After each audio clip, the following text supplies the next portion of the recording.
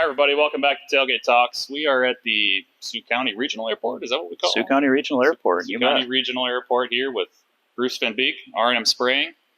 We've got some spray planes in the background here. It's about that time again to look at bugs, look at diseases, and we've got plenty of options here. Bruce, could you tell us a little bit about yourself, maybe R&M Spraying? Sure. History a little bit? Yeah, you bet. R&M Spraying started in 1980. The original owner was Randy Vanderweide. He started the company then, operated it until recently here.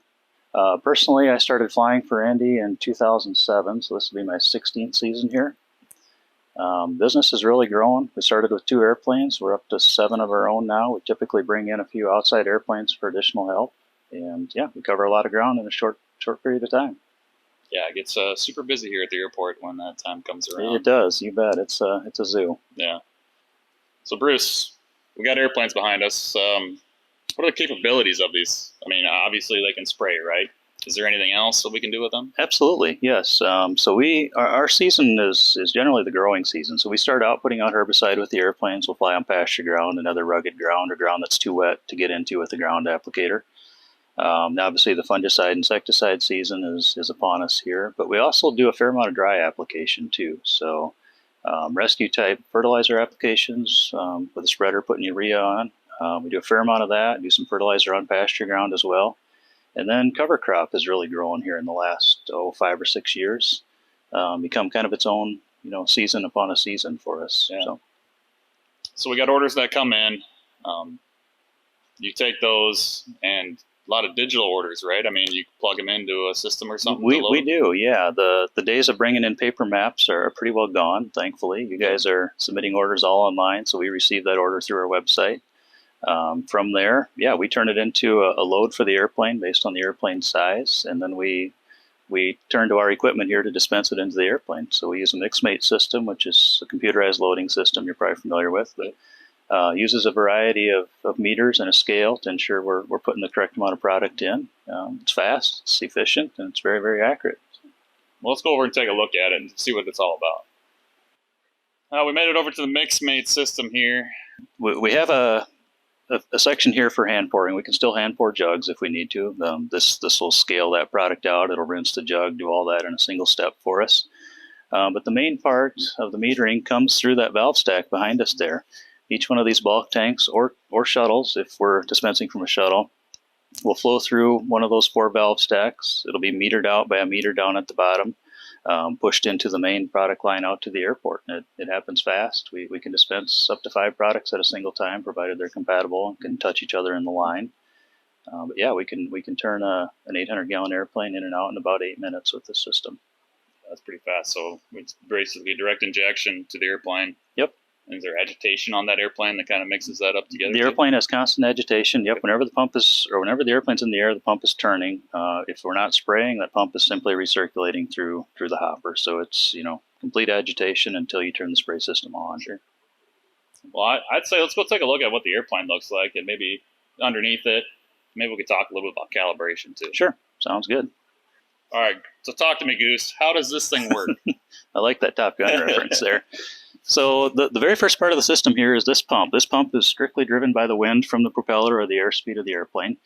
Behind it is an electric brake, so we can stop that. If our hopper is empty, we don't want that fan turning and the pump running. It's going to overspeed without anything to slow it down. So the electric brake allows us to shut it off once we're empty and coming home.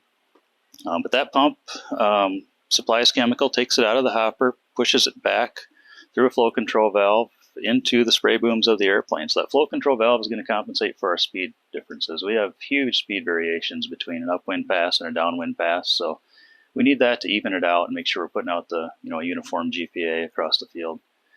But as you can see, once the spray system connects to the pump, it fans out. There's a spray boom on either wing with a set of nozzles.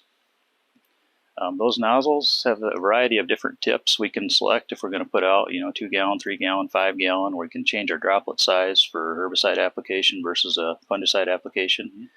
There's a fair amount of science that goes into that. So we typically bring an analyst in here in the spring to work with our airplanes. He'll come in for a day. He'll set up. He uses a dye-sensitive string along with dye-sensitive cards. He'll set that all up somewhere in a clear area here around the airport, and we'll fly each one of the airplanes over that, and we'll test each setup that we have for those airplanes. So at the end of that process, he can pull that string in and those cards in and scan them and actually print out a picture of what our pattern looks like. So it's like taking a snapshot, of that pattern, and we can measure that pattern, and we can make sure we have the swath width we think we do. And the big thing is we look for variations. We want that pattern to be as uniform as possible from one side to the other. So anything, that introduces a peak or a valley, on an airplane, there's some unique characteristics. We've got tires that disturb the air and cause problems. We have antennas hanging down. All those things require some adjustment to make sure that our pattern stays uniform across it. And the last piece of that puzzle is we check the droplet size that we're putting out. Each one of these products has a specific droplet size that we're targeting. For fungicide, we're in that 300 to 320 micron range, so we want to make sure that's what we're actually putting out. So Bruce, we talked the mix mate. We talked about this. How many acres can we get done in a season, or per day, I guess, with one airplane? Yep. Well, there's a lot of variables like that, as you might expect. It's going to depend how far away the field is, how big the field is, Sure. how many wires you have to jump, all of that. But an airplane like this, it's going across the field around 140, 145 miles an hour. So a good productive day on average will be around 2,000 acres in this airplane. For one plane? For one airplane. But there's days that are better, days that are better, and days that are a lot worse too. Well, okay. So we talked about how accurate this plane is, right, with drops and droplet sizes. Mm-hmm. And pump and flow sensors. How do you know what pass you are in the field? Is there GPS on this thing? There is actually, yeah. The old days of the guy holding the flag at the end of the field, those are gone too. So then that's good for everybody. But I don't know if we can quite see it, but we have a GPS in here that uses a light bar up on the very front of the nose of the airplane, and that gives us a set of blinking lights, to guide us on our actual swath. And then inside the airplane is probably very similar to a ground applicator. We can put in a USB, have an electronic version of the map pop up on the screen, and that'll give us navigation to and from the field and allow us to select, which way we're going to work it. We can choose from different patterns here and things like that. Well, Bruce, thanks for having us out here to take a look at your airplane, the setup, everything. We have some bulk tanks already with fungicide in them, and FCS right now has a 0% financing, so anything we spray with fungicide, airplane, adjuvant, all gets delay build till January. So we try to be a little flexible, and that's one of the programs we have. I guess there's only one thing left to do. Do we have permission to buzz the tower? You feel the need for speed? Thanks for joining us. If you have any questions, contact your local FCS agronomist. Thanks.